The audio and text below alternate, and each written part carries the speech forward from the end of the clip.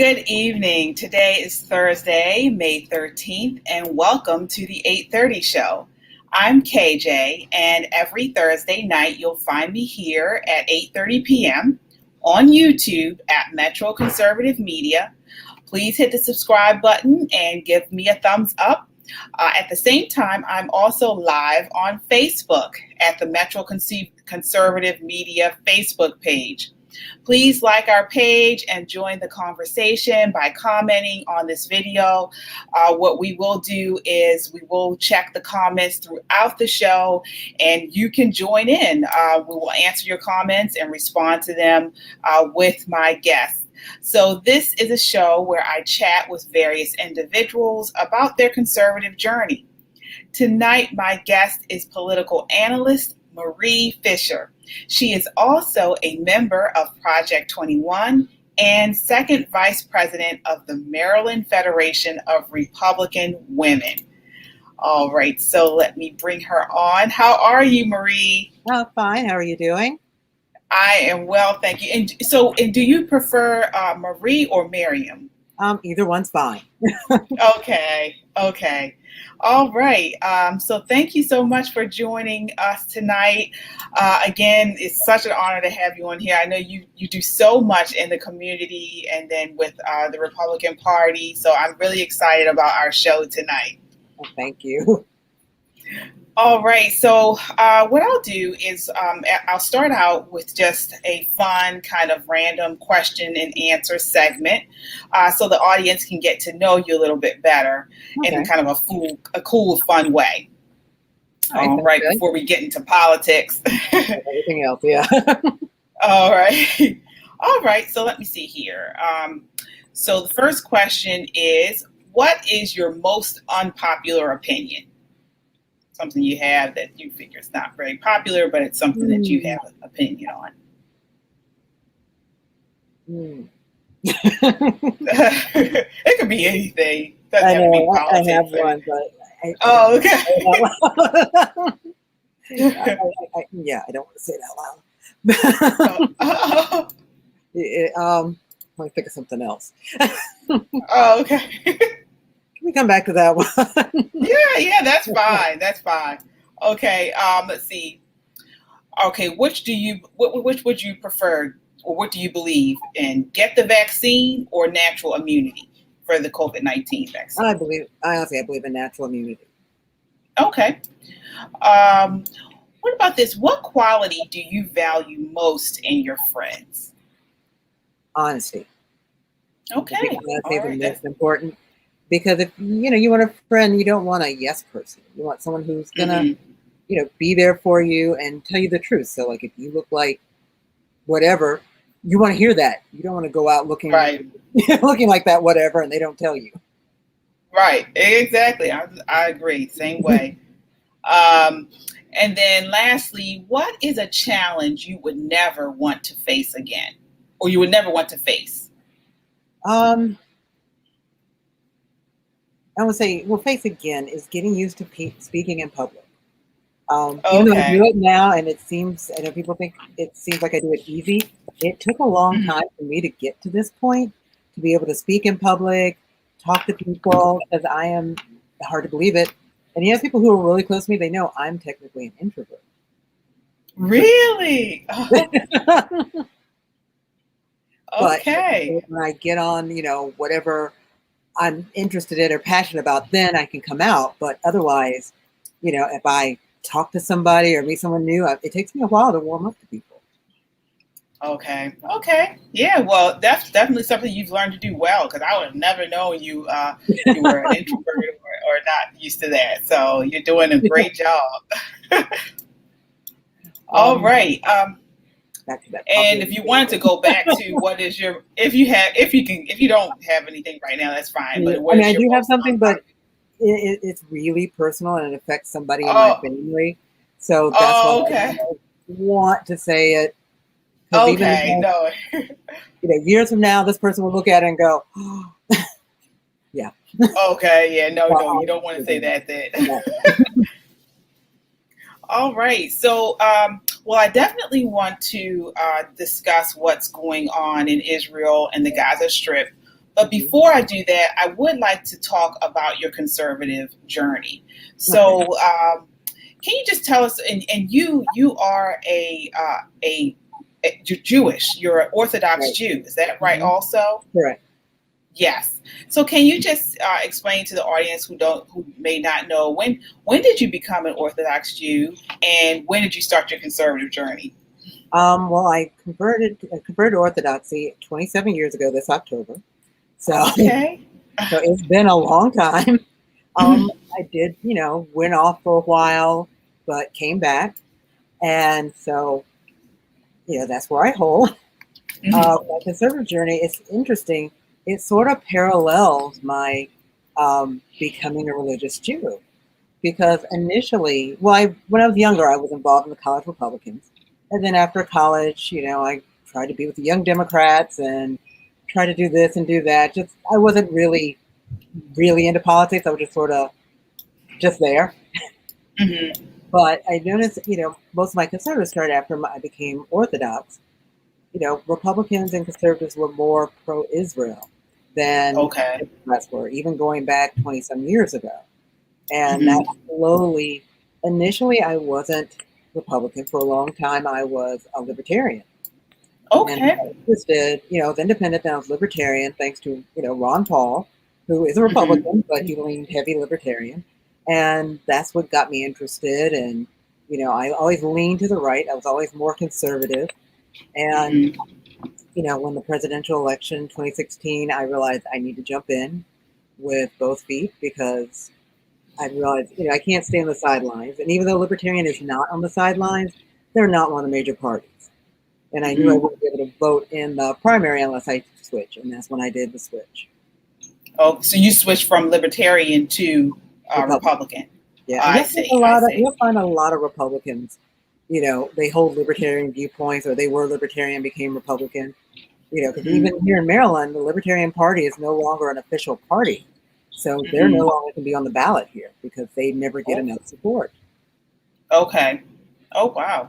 Yeah. So and you see a lot of people being independent this past 2 years. The reason why is because they got rid of, Libertarian is no longer a party and no longer recognized by the state board of elections here in Maryland. So I think they noticed all of a sudden there's a surge of independent voters. Part of it is they were Libertarian and they were stripped of the Libertarian and they're just independent now. I see. Yeah. And can you talk a little bit about, because that's not something you don't hear much about Libertarians, except for Rand Paul, but especially in Maryland, I don't think people really understand the Libertarian view or the political view. Can you just describe what Libertarians think and believe in, and how it differs from Republicans? Well, Libertarians I consider sort of a hybrid in a way. Libertarians, they are very physically conservative. They believe in small government. They believe government shouldn't interfere. Government shouldn't really interfere in anything. Government's just there to protect the country and do infrastructure. And even then at the, most limited, at least not on a federal level, let it do on the state levels. But Libertarians also believe that, live and let live. In a way, if it doesn't hurt you, it's not hurting someone, then fine. So Libertarians, they are for some, I won't say a lot more for gay marriage because they figure, that was the government interfering. It wasn't the government. The government's not pushing gay marriages, but they were interfering. And if you look back, government used to interfere in the fact that you couldn't do interracial marriages up till 1967. So they believe government should not be involved in personal issues. So that's my concern about hybrid, because some people say, oh, well, they're socially liberal. And it's like, well, no, they just believe people are grown-ups and should make up their own mind and not be in a nanny state. Like complete, no nanny whatsoever in your life. So that's basic what libertarians are. Okay.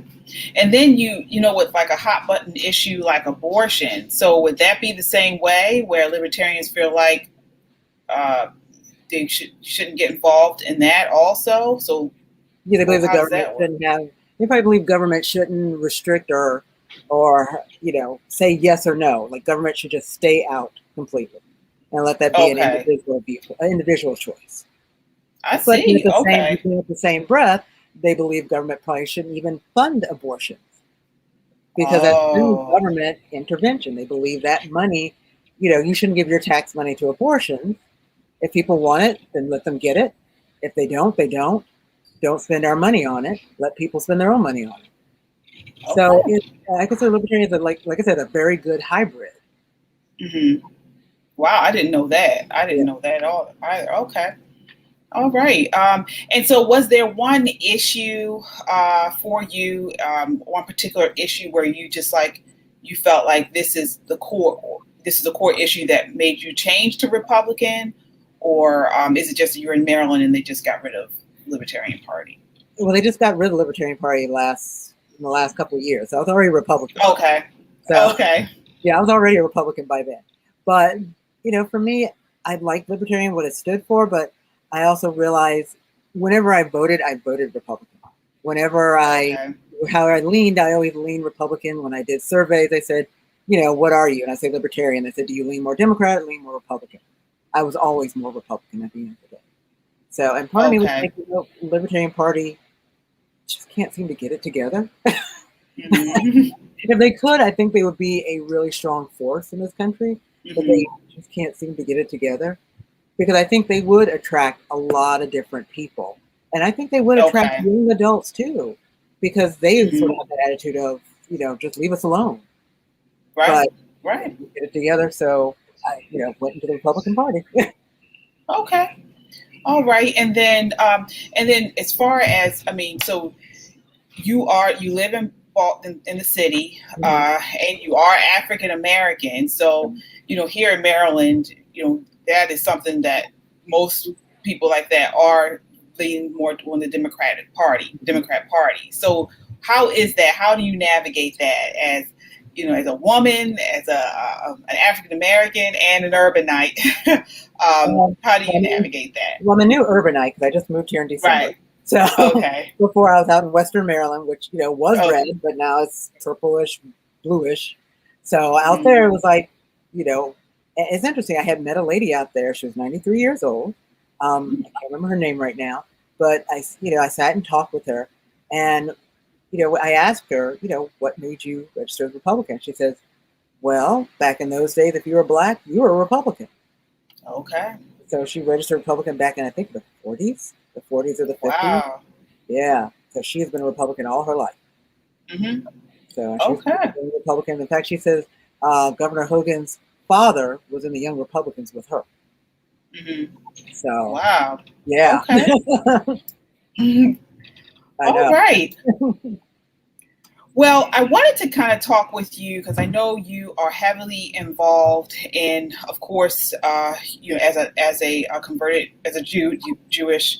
I want to make sure I say that correctly. So, how is the correct word to say? Is it Jewish or you converted Jew or You're how Jewish. is that? What is the Your Jewish? Right. income is Okay. As a Jewish. Jewish woman, Yeah. right. So, as a Jewish woman, I know you are uh, heavily involved in the community as far as religion and as far as political aspect of it. So, as you know, and many of us know what's going on, I just want to give people just a brief rundown of what's happened over the last couple of days. So, according to ABC News, Hamas, which gained a majority in the 2006 Palestinian legislative elections and took control of the Gaza Strip in 2007, after battling rival Palestinian forces, began firing a barrage of rockets toward Israeli territory on Monday evening. Yeah. In response, the Israel Defense Forces unleashed hundreds of airstrikes aimed at what it said were Hamas and other terror targets in the Gaza Strip, a 140 square mile territory where 2 million Palestinians have lived under a blockade imposed by neighboring Israel and Egypt since Hamas seized power. So this has been, they said, looking here, ABC News describes this as the worst outbreak of violence between Israeli forces and Hamas since a 50-day war in the summer of 2014. So what are your thoughts just as far as what has transpired over the last couple of days there? Well, first I want to clear up a lot of, because I hear people talk about, oh, this started over disputed land, that Israel was evicting Arabs from, and the area that they're disputing is in East Jerusalem. It's not even near Gaza, which is interesting and ironic. So, yeah. And so that's one definite clarification. Right. So the area that was disputed was called, it was called Sheikh Jarrah. And I was looking up information because everybody's going around saying, oh, well, the Israelis are, evicting Arabs from their land, from this land that they've lived in since the 50s and the 60s. So I decided to do some research and I found out what the whole situation is. And it's not only dealing with Israel, it also deals with Jordan. In 1948, well, most of it don't realize, the land that is Israel now is not all the land that was given. The land that was going to be Israel was Israel and Jordan. That was the British mandate. So Britain and all the United Nations, they gave 80% of that land to the Arabs and 20% to the Jews to be Israel. Well, 1948 is when Israel became a nation, in May of 1948. The day after it was declared, Jordan invaded Israel.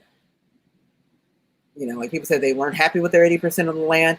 They wanted all of that land. Mm-hmm. So when they did that, they invaded this area and they captured the area in East Jerusalem. Now, what I found out, Jordan did one of two things with the land that they captured. Either they declared it as part of Jordan, or they just declared it as, part of wartime. So they didn't declare it officially as theirs. Okay. So when people settled there, Jordan didn't officially, take this as theirs. So when Israel got the land back, the land that Jordan officially took as theirs, Israel didn't take back. But the land that Jordan only took for wartime, that's what they took back. And this land in Sheikh Jarrah, that's in that point. Because Israel would have recognized any title holders if Jordan went ahead and gave the people the title. Instead, Jordan didn't do that to this group of Arab families. So because Jordan didn't do that, it's been a 30-year, back and forth court battle for this land. Because the original owners were Jewish. They were kicked out when Jordan invaded back in 1948. Oh, see, that's key. Okay. Yeah, they were kicked out when Jordan invaded it in 1948. So Jordan kicked out a lot of Jews in the area. Like I said, the land that Jordan did claim for themselves, Israel didn't touch. They let the Arab people stay there. But like I said, the land that Jordan only had for the war, are just, considered like a capture during the war, and didn't claim it and didn't title it to the Arabs, or to their Arabs. That's the disputed land. And Israel would have recognized it if Jordan had did that. Jordan didn't do that. So a lot of these issues do go back to Jordan in the end. Right. That's what it sounds like. Back to Jordan, because many of the Palestinians were Jordanians, and Jordan won't take them in. Or either they won't take them in, or for whatever reason. So it still goes back. It's not just, people always try to make Israel to be this, like I said, colonizing, but it's like, no, it's not colonizing. I look at it this way. I mean, technically, for people who think the Jews should leave Israel, it's like, well, then maybe we all need to leave America, because this wasn't ours either. So, right. That's a good point. If you want to go that way, then we all need to leave, because this land wasn't ours, unless part of, some of us who've got part Native American, then yeah, we've got some claim. But then everybody else who doesn't, then you need to leave if you're going to take that viewpoint. Because it's been proven historically, archaeologically, that, Israel has been part of the Jewish nation for thousands and thousands of years. It's not colonizing. You can't colonize what you own. That's just like, if we went back to Africa and colonized it. Our ancestors come from there. How can we be colonizers? So let me ask you this, because I want to go through some of the response to what's happened, especially in the news media, the mainstream media, and then some of the political people who have responded to this. Mm-hmm. So I'll start with former Democratic presidential candidate Andrew Yang, now the front runner in New York City's Democratic primary for mayor. defended Israel, saying he stands with the people of Israel who are coming under bombardment attacks and condemned the Hamas terrorists. Right. He received explosive backlash. Hashtag Yang supports genocide was trending overnight Tuesday. At a campaign stop in Queens, he was confronted about his statement and its failure to mention the Palestinians, including children who were killed in the airstrikes.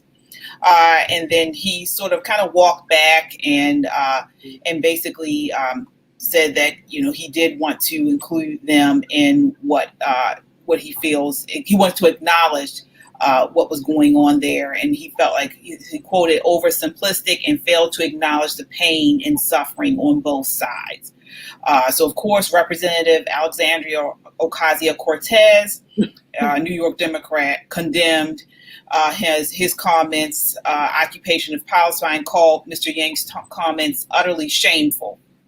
So you have this whole in the media where they're pretty much taking the side of Palestine, which is our allies is Israel. Same thing. Wonder Woman star Gal Gadot has received backlash online over a tweet about the escalation of violence. All she said was Israel deserved. Now she is Israeli, right? She says Israel deserves to live as a free and safe nation. She says, adding, our neighbors deserve the same.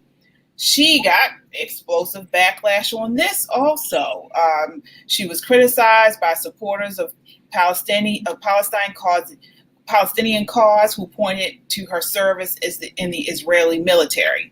And then here in Maryland, Delegate Gabriel Acevero, he puts a tweet out, good morning to everyone except at Governor Larry Hogan, and who supports apartheid and ethnic cleansing, free Palestine. Why is it like this? Why I mean, where do people get this narrative, and why are they so against our ally Israel? Well, first of all, the narrative comes from the mainstream media. It's been going on for years. They always portrayed Israel in a negative light. Starting from the beginning, they said, "Oh, Israel took over the land." When it's like I said, how can we take over our own land? Like I said, there's archaeological proof. You can go back years. You'll find Hebrew writing. So this is not just something that they came in, took over the land. But also you add to the point, like you said, Gal Gadot said she wanted peace for everybody. She didn't just say Israel, but she said everybody. And to me, it sounds like the people who don't want peace for everybody, they're the ones who really want a genocide, because they want to remove the Jewish nation in the end. They want to remove, because that's after the Holocaust and after World War II, this is the only place that we have been able to go, because here's one thing people don't talk about. Once Israel was created, Jews used to be in almost all the Arab lands. Jews were in Afghanistan, Jews were in Iran, Jews were in Iraq, Jews were in Morocco, Syria, because I know tons of Syrian Jews who now live in America. Jews were in Lebanon. For example, like Paula Abdul, she descends from Lebanese Jews. So Jews were always throughout the country in the Middle East. Once Israel came to be, or even before then, if you go to these countries, there are no Jews anymore. None whatsoever. Even I think Iraq or Iran acknowledged one of their last few Jews had passed away. So and that's not the same though as for Israel, correct? I think there's like 20% of the population in Israel are Arab, are from Arab descent. Is that correct? Exactly. So something around, it might be more than that now. And I hate when people say apartheid. Half these people who are talking about it are probably under the age of 30 because they don't remember. I grew up in the 80s. I remember apartheid South Africa. In apartheid South Africa, whites lived one way and blacks lived in shantytowns. They couldn't have any office. They couldn't, they had the worst jobs. They had the worst of everything. In Israel, you have Arabs serving in the army. You have Arabs elected official. You have Arabs. And I bet you if you ask a lot, probably not now, but if you would ask a lot of Palestinians and Arabs who live in Israel, someone did a survey and they said, if a state of Palestine was created, would you live there? And a lot of them said no. Because they look at the mismanagement. You look how Hamas has taken over their land. A terrorist organization has taken over their land. That would be like Antifa taking over Rhode Island. Well, and that's another thing. When you call them terrorists, Antifa took over that. In Seattle.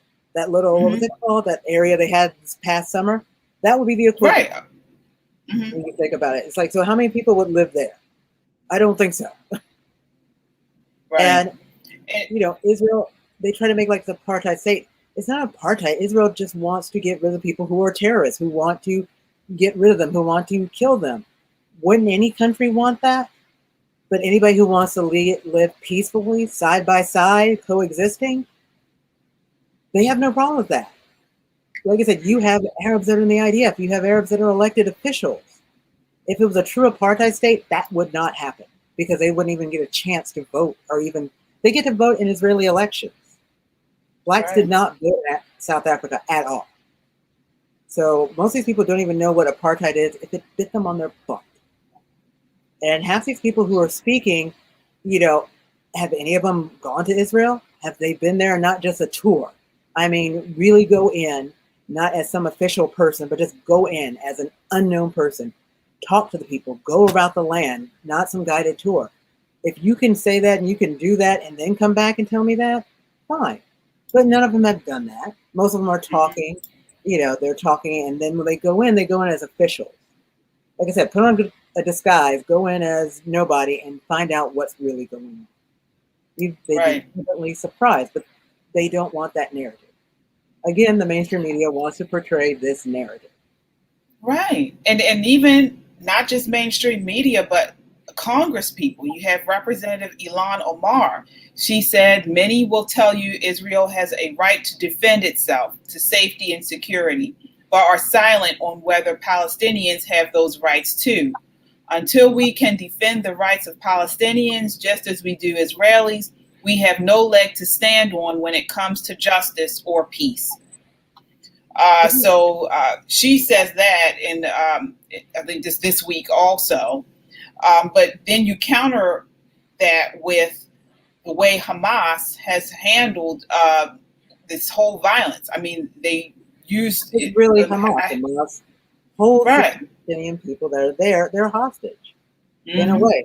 So you do have people who are Palestinian who do want peace, who want to work with Israelis, but Hamas has such a stranglehold on them that you join them. It's like either you're with them or you're against them.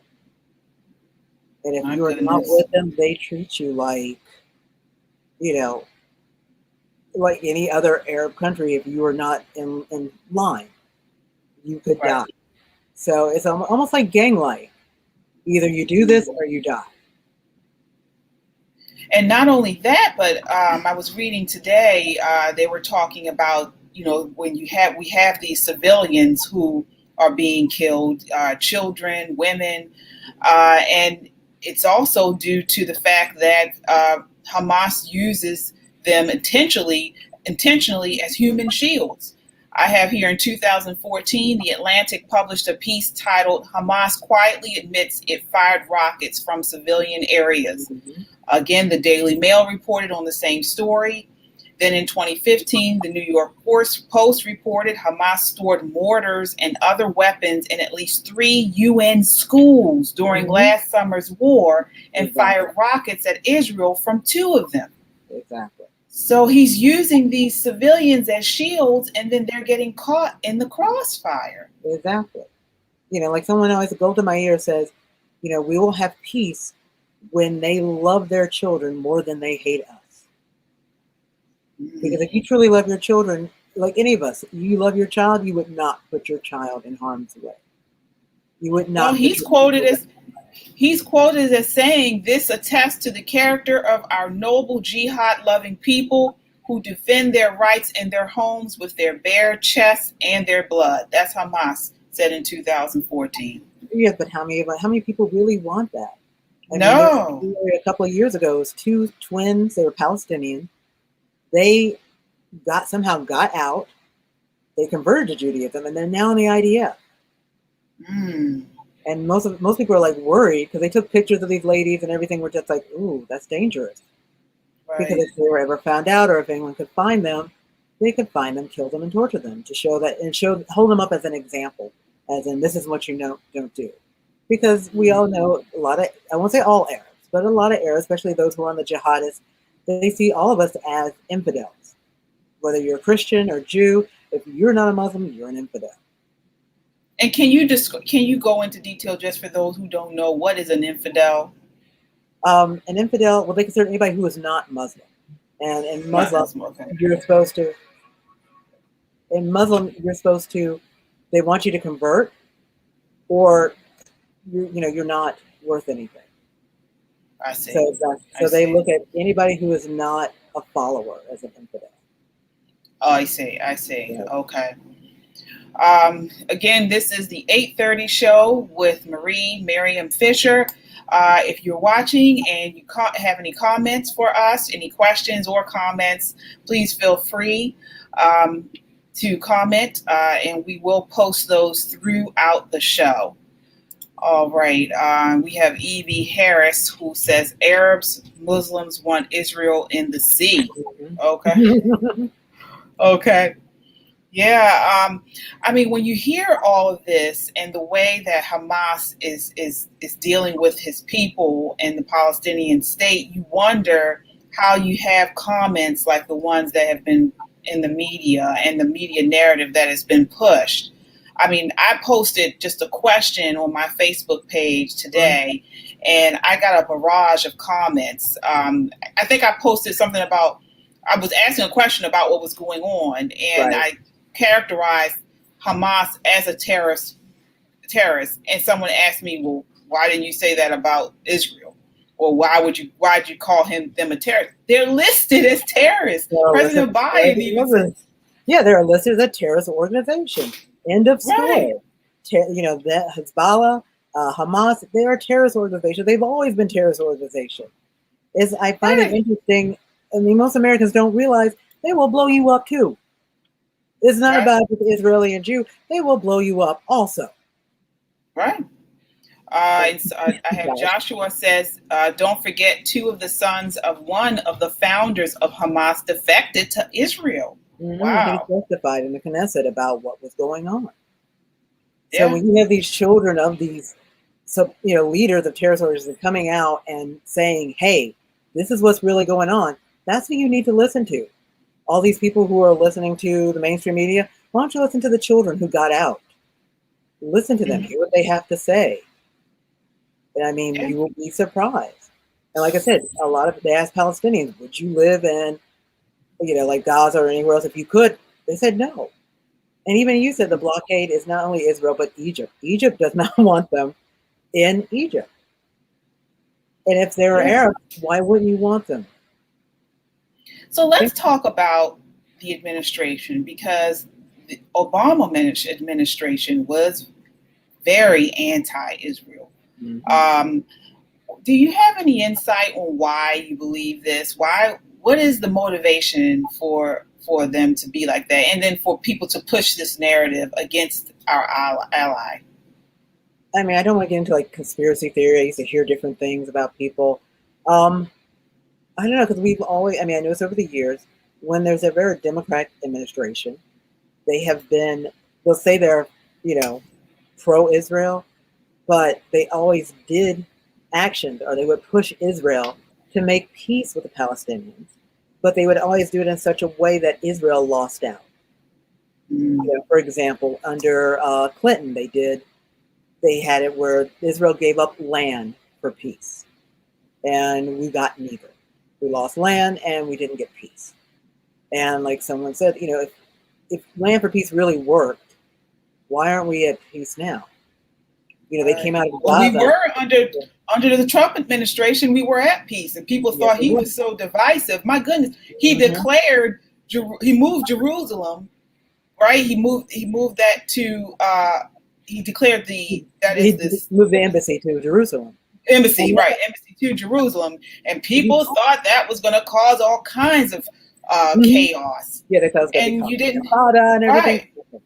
And interesting part, Congress voted on that back in the 90s, but no president had enough chutzpah to actually move the embassy. I mean, it was there, it was legally, he had the legal right, but every president kicked the bucket because they didn't want to be that president, because they all thought, oh, something bad, I have something. And Trump, he was like, well, he moved it. Nothing. Quiet, peaceful. You know, and I feel that everything that's going on now, not only in, you know, what's going on in the Middle East, you look what's going on, China's doing war drums against Taiwan, and then you've also got my brain just froze. Russia's on the Ukraine again. They're on the Ukraine border. They were gone for 4 years.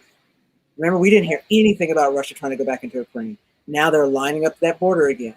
Then you've got Iran. They're sable-ratting again. They really haven't done that in 4 years. Right now, they're all testing this administration because they know right now we are a weak country. We went from being a very strong country to being a very weak one in like almost overnight. Right. I just read about something going on in the Straits of that area that's in the Middle East, and I believe Iran launched some type of rockets on some of our ships a couple of days ago. Right, the ships got too close to one of our battleships, and the United States had to. I think they shot off like 30 warning rounds. Yeah, that hasn't happened in over 4 years. No, it did not, and it's a scary time because when you have these foreign powers that believe that they can do this, how far are they going to push the needle? Right, and they know they can keep pushing it because you look at the Obama administration. He said, remember under Syria, he said, "This is our red line in the sand." Well, they crossed it, nothing happened, and they knew, okay, you're weak, you're not going to do anything, you're all talk, and they think, you know, this is. Let's get real. This is President Obama's vice president, who is now president. Right. They figure this is going to be the same thing. We can do what we want because no one's going to stop us. No one's going to stand up to us. Yeah. So, I have Evie Harris again, who says PragerU has a video talking about the peace deals each time Israel has ceded land so that they can have peace, and each time the Palestinian leaders did not accept and started attacks. So just going through some of these comments, I have Melissa Chamberlain, who says, because America has a weak president and they know it. So yeah, it's a scary time. It really is. I have Joshua says, under Obama, our Navy sailors were taken prisoner by Iran. Iran has monuments commemorating. I saw that, our humiliation. Yeah, that is. Remember, Iran's humiliation of the United States started under Carter with the Iran hostage crisis. And you know, I tell people, and I don't want to categorize Muslims because it is not Muslims. It's the people who are extremists. Go look, if you go back, look at pictures of Lebanon. Beirut was called the Paris of the Middle East. You look at pictures of Afghanistan. You look at pictures of Iran back when they used to call it Persia. You look at pictures of Iraq. These were beautiful countries. And they had so much freedom. And yes, they were Muslim, but they weren't extremists. And then as the extremists started taking over each country, look at the wasteland that these countries have become. Look at the battlegrounds. Look how even Syria, for a long time, Syria was a beautiful country. That was like one of the last few beautiful countries in the Middle East. And now they've taken over that. Even Libya. I mean, yes, Muammar Gaddafi was a dictator and a pain in the butt. But at the end of the day, when you look what's there now, he wasn't as bad as what's there now. So the people who are more extreme, which are these groups that's coming out of Hamas and Hezbollah and Islamic Jihad. And I don't understand how all these people like Omar Tlaib and AOC and, you know, I don't understand how they could back, because basically they're backing terrorists. And if they Right. were in office 20 or 30 years ago, everybody who would be backing these terrorists, they would be kicked out of office so fast and brought up on sedition, or at least some type of charges, because you're aiding and abetting an enemy. And the terrorist organizations, at the end of the day, they're an enemy of the United States, because we all know Yeah. they would like to come here and probably, I mean, come on, people, have we forgotten 9/11 already? Right. Right. Well, Like it's with pretty Jesus, easy to right? forget now with these with the mainstream media and how they're just wiping all of this stuff away, and they're pushing this narrative of like you mentioned earlier, Israel as colonizers. So that's why I thought it was important to have this show tonight, because you do have a section of people who just don't know. And Right. so, because they just listen to the loudest voice, which is the media pushing these false narratives, And and yes, is also pushing that, because right now they're all in this white supremacist, and they even called Israel white supremacist, which means it shows their ignorance completely. Because if they would know, you go to Israel, you will see so many different people who are Israelis, who come from around the world. They come from Ethiopia, they come from India, they come from China. Jews do not look like, people have this mindset, maybe mostly because it's an American mindset, that Jews look Caucasian. But if you go around the world, the Jews are really the colors of the rainbow. But that's also based on their ignorance. right, And at the end of the day, it's that mainstream media, the left, they're such a concentration on race. And in a way, like I said, this whole mainstream media, the left, basically they're the ones who are racist at the end of the day, because they're concentrating so much on race. Like we said, when you're a Jew, you're a Jew. It doesn't matter what color you are or whatever, you're Jewish. End of story. We don't look at race. We don't look at, it's who you are. We look at your heart, your soul, what you're doing. And it goes back to Dr. King, where, the content of your character. exactly, exactly. And as you mentioned before, one thing that I don't understand is here in America, Jewish Americans are still the number one target of hate crimes. So you have this nasty, and when you think about how the left pushes intersectionality and things like that, you would think it would be the total opposite, because you have a group, you just had a couple months ago people talking about Asian hate, which was, I don't even get to that, but Asian hate crimes, and then you have a group of people who actually are being targeted on a larger scale, but they're met with such animosity. Yeah, and I was thinking about that today, and I just don't understand it. Yeah, no one says anything. Right. You can have somebody. For example, you look at the, you had the two murders. You had the, Poway synagogue, and then you had Tree Light Synagogue, where these white men went in and shot up the synagogue. That was in the news for a long time. But how long was in the news when the shooting of the kosher supermarket in New Jersey? Because it was done by someone black. They shot up a kosher supermarket. How long was that in the news? Or did it even get it outside the New Jersey area or the Northeast? Right. And don't forget about the gentleman where the man went in with a hatchet or a machete and started hatching people up in Muncie in a synagogue. That, you never heard anything. Never. And you don't hear anything about their trial. You don't hear anything about you don't hear anything about what's going on. And most people don't even know the other men that they were watching, because he was the most severe. He had died in February. That went under the radar. Most people didn't know that. No. But like I said, when they're so busy pushing this narrative of white supremacy, they said, oh, well, whites do this, whites do that, whites do this. And it's like, you know what? Hate is hate. It doesn't matter where it comes from.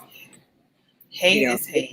Hate comes, if it comes from black, if it comes from Asian, if it comes from Jew, if it's too black, if it's too Asian, if it's too Jew, it doesn't matter. Hate is hate. And you can't just isolate it just because it's done by someone white against a minority. You need to look at hate overall and just say, okay, if a black person does this to Asian, then guess what? We need to treat them as, we need to vilify them.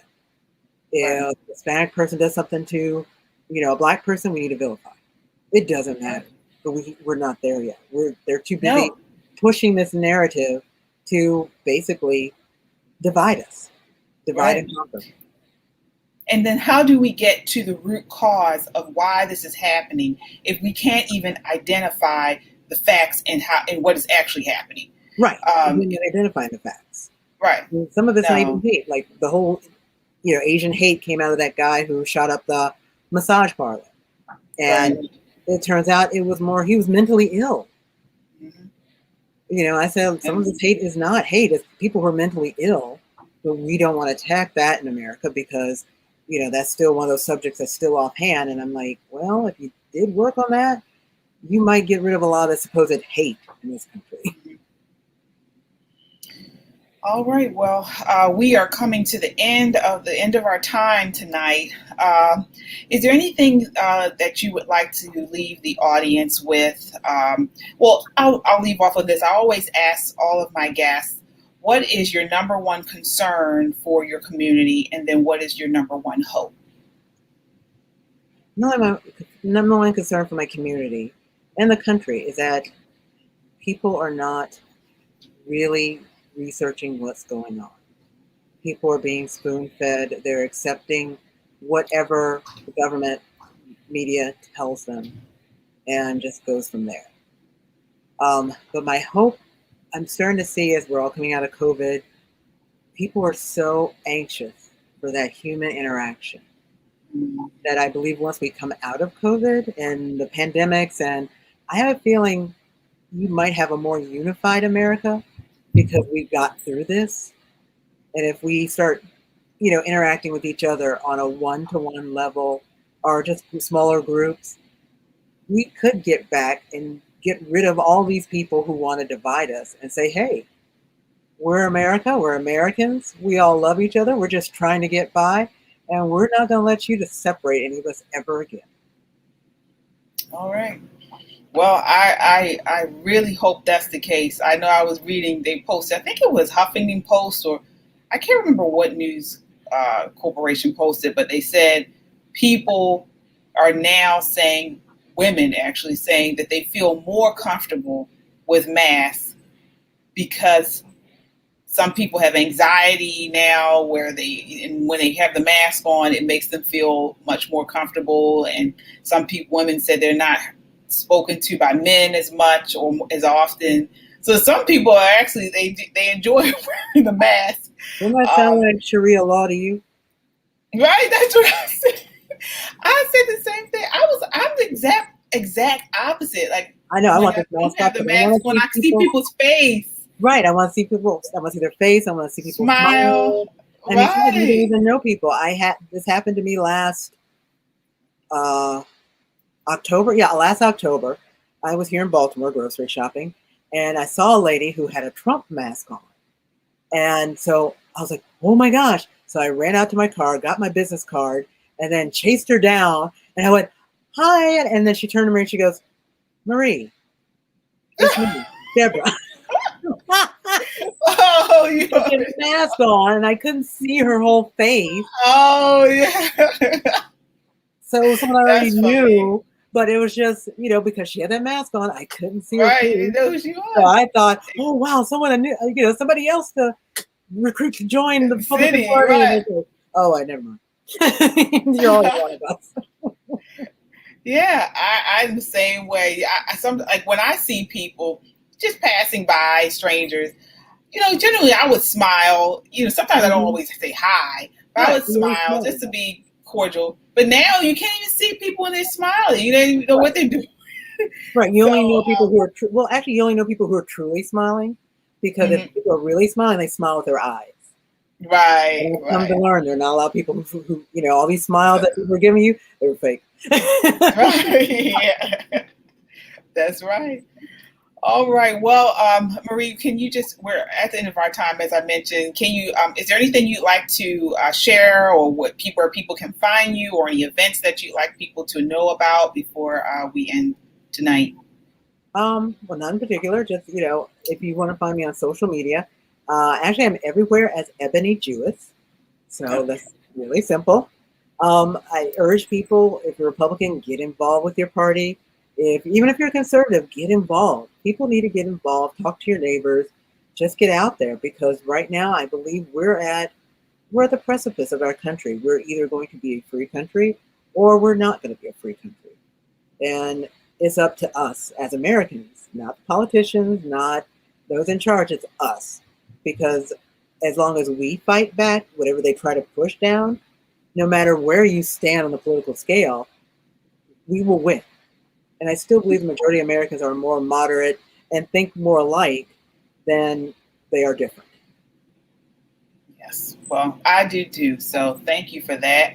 And speaking of being involved, please, if anyone who's watching, we are having Metro Conservative Media is having an event on May 26th. That's a Wednesday, so whatever that Wednesday is, May 26th. The Pop and Politics show. We're having a live showing starting at 6 p.m.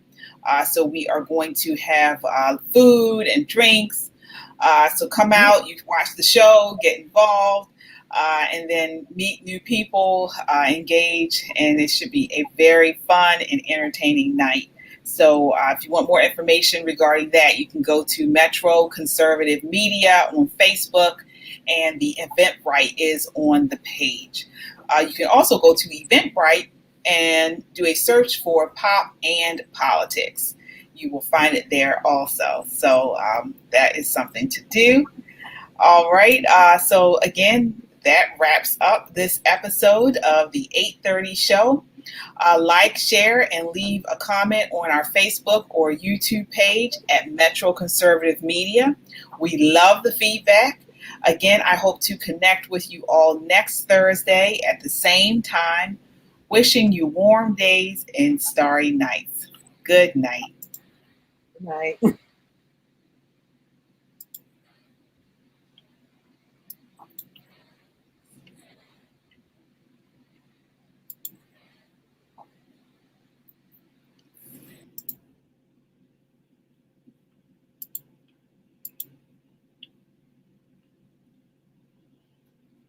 All right.